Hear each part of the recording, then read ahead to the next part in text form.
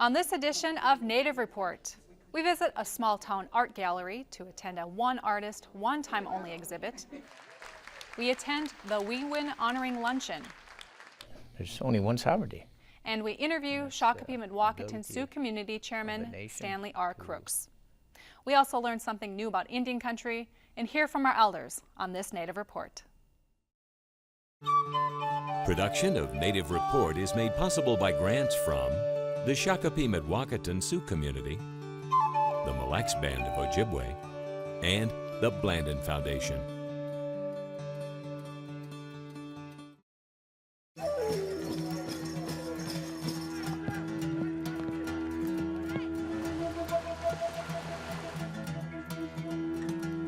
We're proud of our young people when they graduate.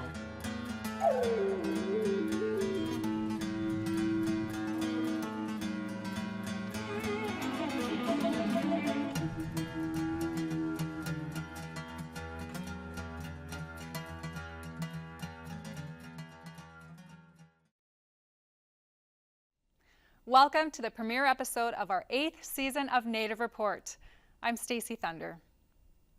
Artist Joe Gishik passed away in 2009, but he left with us many gifts and his spirit lives on.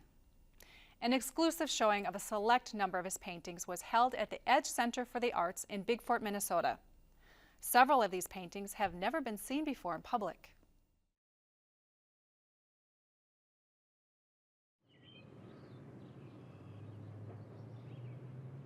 On this late spring evening, the showroom at the Edge Center for the Arts in Big Fort, Minnesota is bustling with friends, family, and admirers of the late artist Joe Gishik.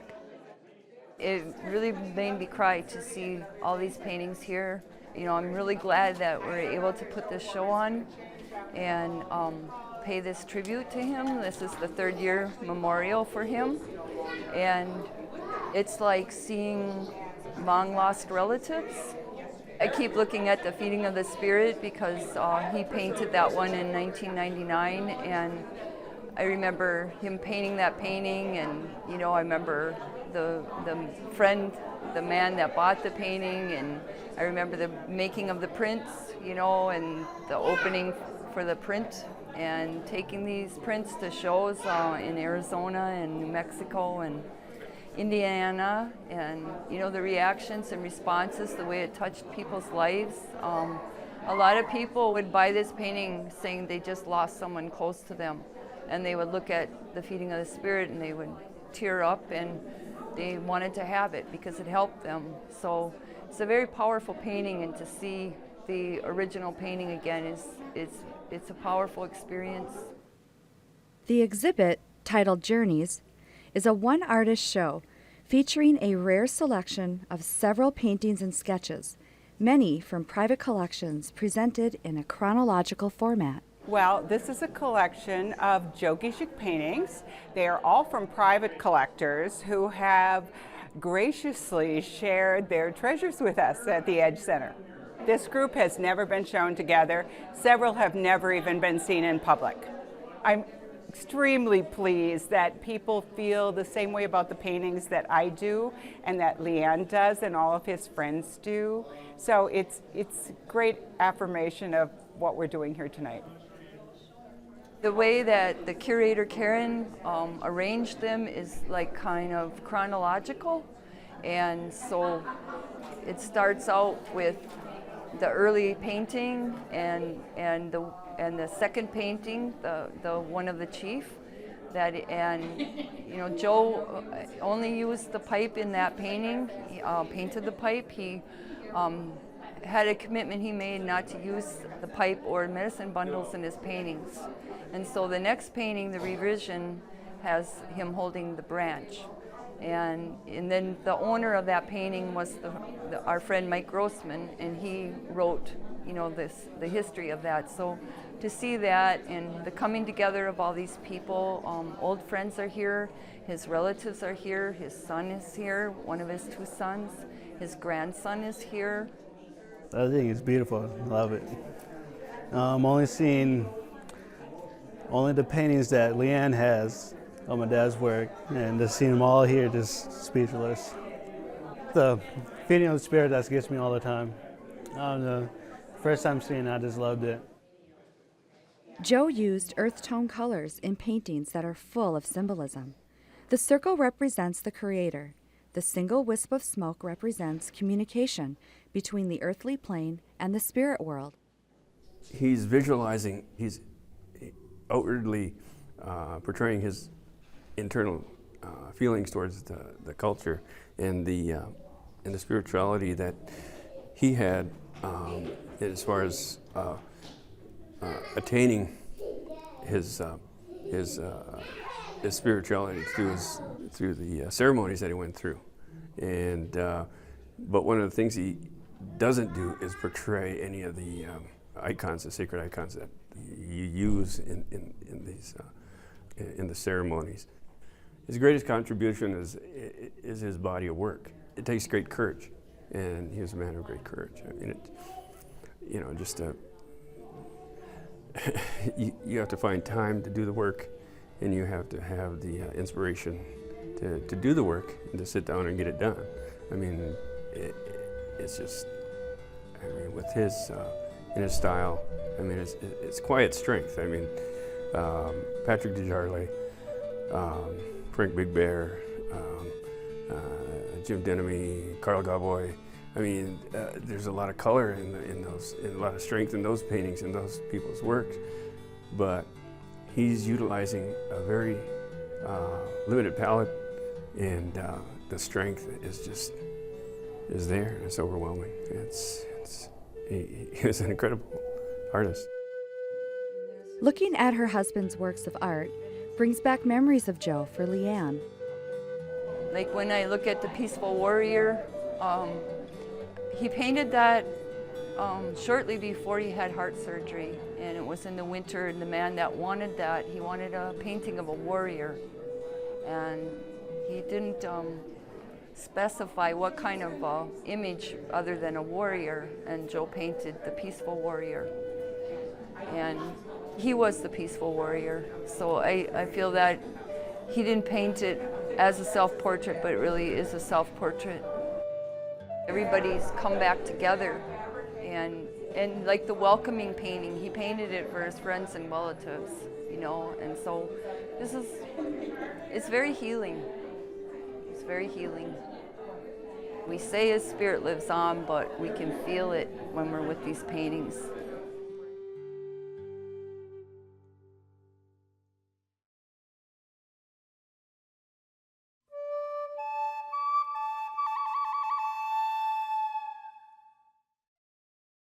Did you know that starting in 1992, Stanley R. Crooks served successive 4-year terms as chairman of Minnesota's Shakopee Mdewakanton Sioux community? He served that post for over 20 years. During his time as chairman, the community became a model of generosity and philanthropy toward Native and non-Native people. Since 1996, the Shakopee community donated more than $243 million to Indian tribes and charitable organizations. They also made loans of more than $450 million for economic and community development. Sadly, Chairman Stan Crooks passed away in August of 2012. As for the charitable giving of his tribe, Chairman Crooks said, "We are firm in our commitment to help others. This is ingrained in us as Dakota people from a young age. It is our tradition, our cultural responsibility to help those who have not been as fortunate as we have been. We get no incentive or tax breaks because of our charitable giving. It is just the right thing to do."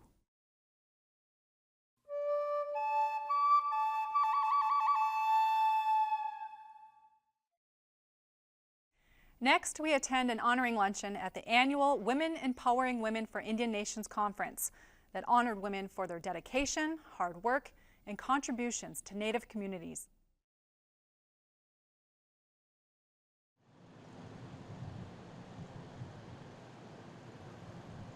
Today, the sun was shining outside of Mystic Lake Casino, but a different light was shining inside on a select group of Native women from across Indian country.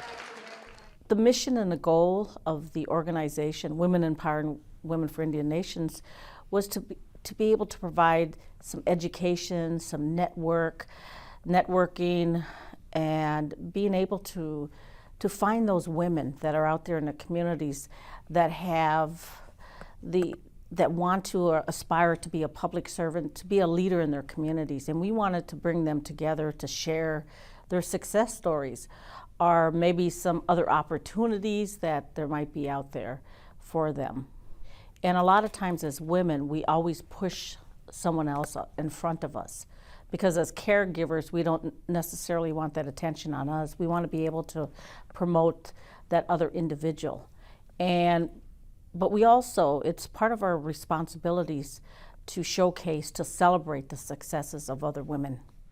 Selected by their peers, the honorees' life achievements were highlighted during a luncheon.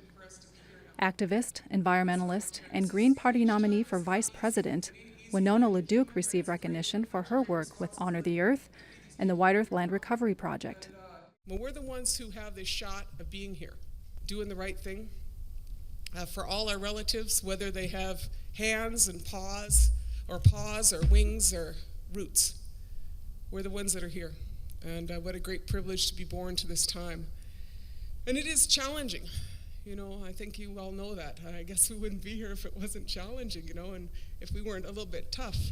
But, you know, as I think about it, I know a few things that you all know too, which is first, your mother needs you, whether your biological mother or your Mother Earth. She really needs us.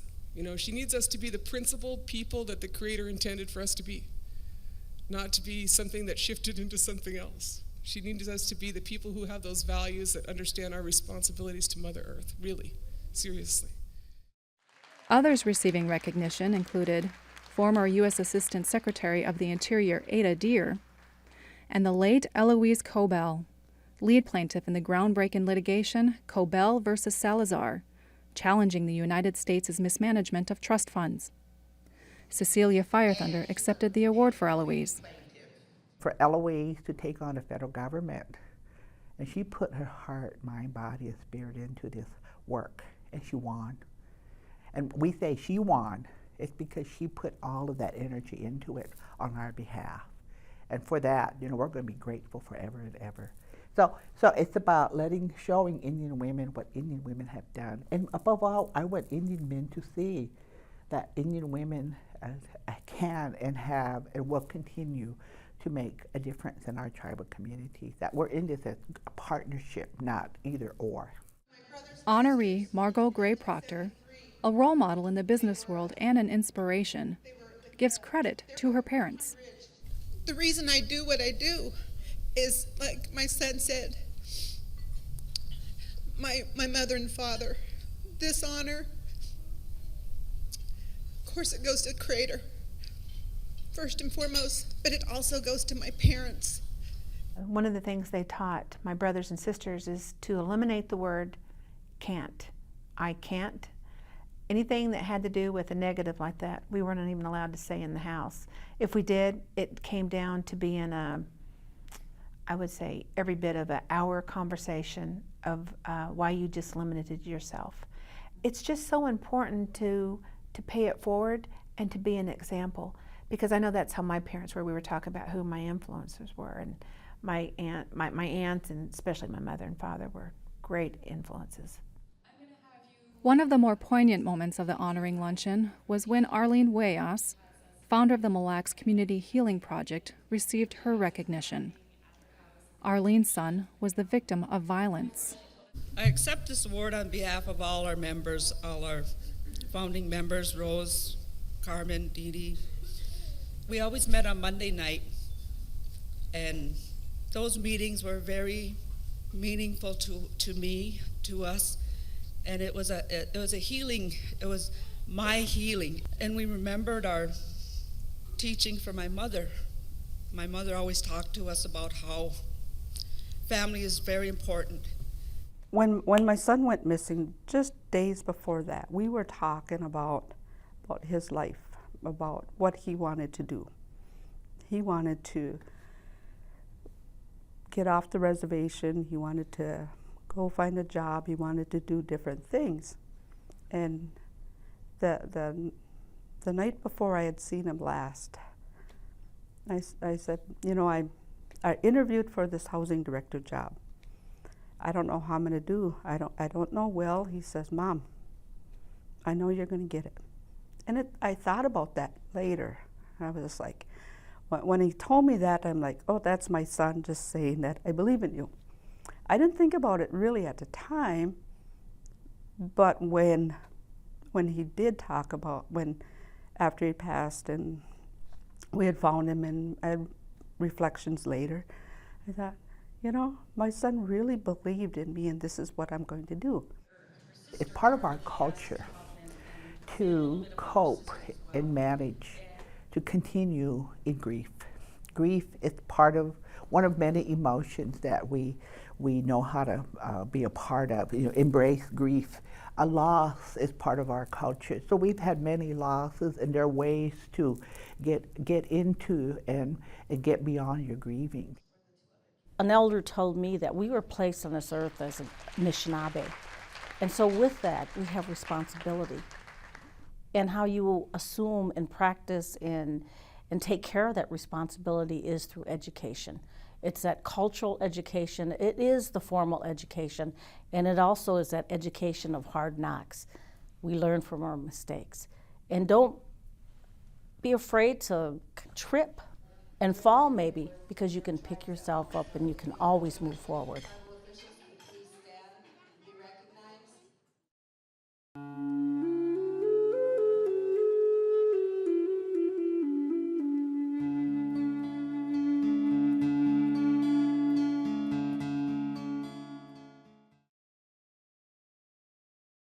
I think it's important for the United States and the world, really, because we have a lot of people who visit the United States, and one of the things they want to do is visit Native people.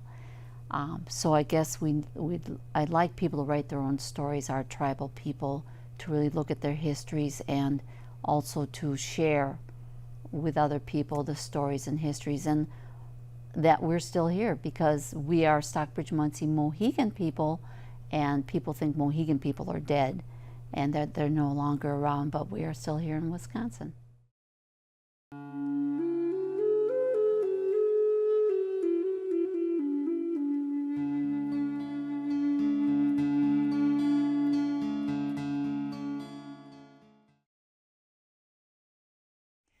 One of the most influential leaders across Indian country was Shakopee Mdewakanton Sioux Community Chairman Stanley R. Crooks, who led the community for 20 years with a strong commitment to sovereignty.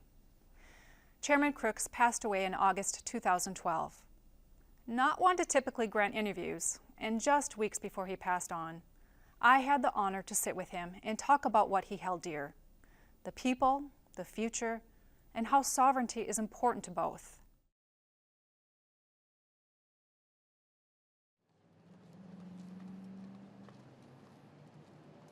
Today, Shakopee Mdewakanton Sioux Community Chairman Stanley R. Crooks is sharing his insight and wisdom on many topics. One in particular is on sovereignty. Means different things to different people who respond differently. But there's only one sovereignty, and it's the ability of a nation to determine its own destiny. Like to say self-determination, be able to speak their language, create their laws specifically for their people, and have a land base that you can control outside of the state or the federal government to the extent that we can. True sovereignty would be equal to the United States government. But as conquered people, we do have limited sovereignty. You know. A lot of people don't understand how we could even have limited sovereignty. They think it's special rights. We don't have special rights. We have retained sovereignty in our treaties. And that's how we can continue to be sovereigns. A lot has been written about the success of the community. But what may be the lasting legacy of Chairman Crooks is the 10-year marketing agreement with Canterbury Park. 2 years ago, I wrote a letter to the governor and to the leaders. And I just mentioned in there that we might be willing to do some kind of race supplements to the races. And went through a couple sessions.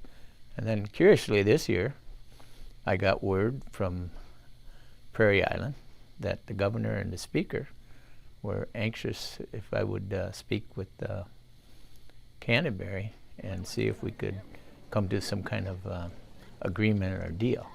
And one of the things that came up was the supplementing the purses.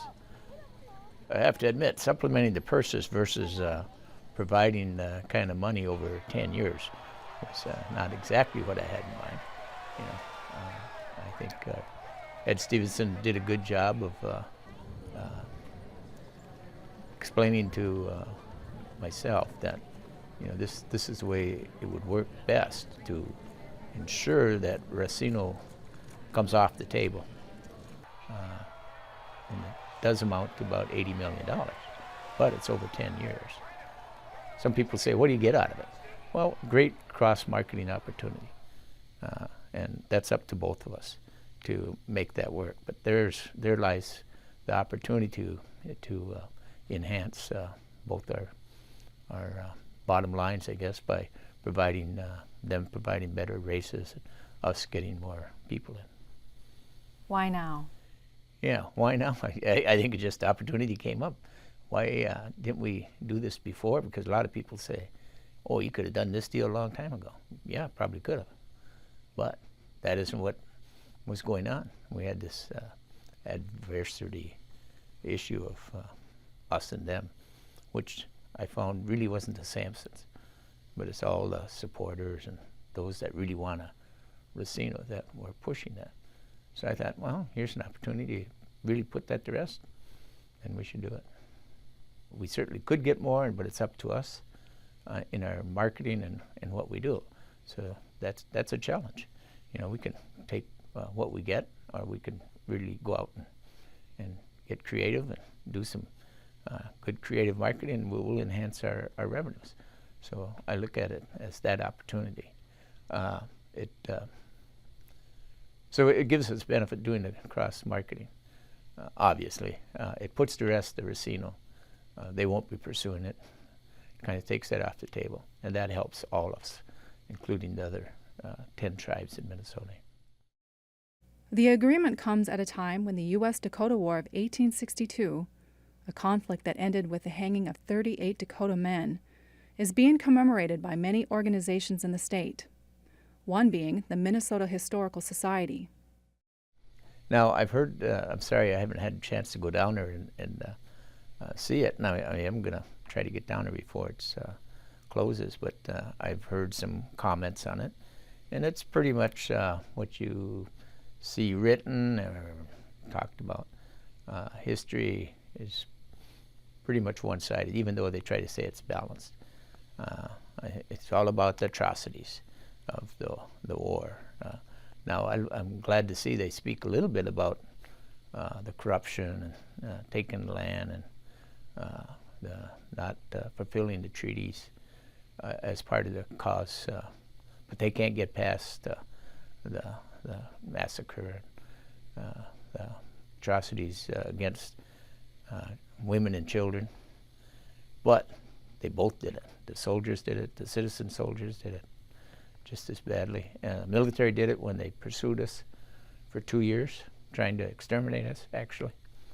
So if that's all part of it, then that's good and well, because we need to learn from history as we go forward. If you don't remember your history or know your history, you're bound to repeat the mistakes of the past. So with understanding and knowledge and remembrance,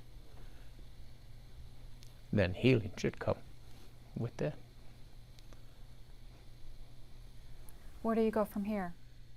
Well, continue to, improve the lives not only of our community, but as we've been able to reach out and help the other tribes. It's a great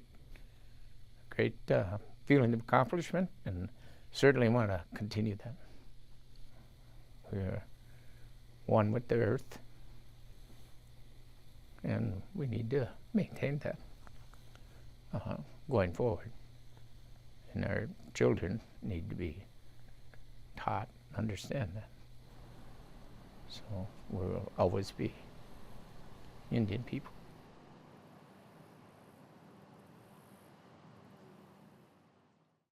For more information about Native Report or the stories we've covered, look for us at nativereport.org and on Facebook. Thank you for spending time with us here on Native Report. I'm Stacy Thunder. Hope to see you next time.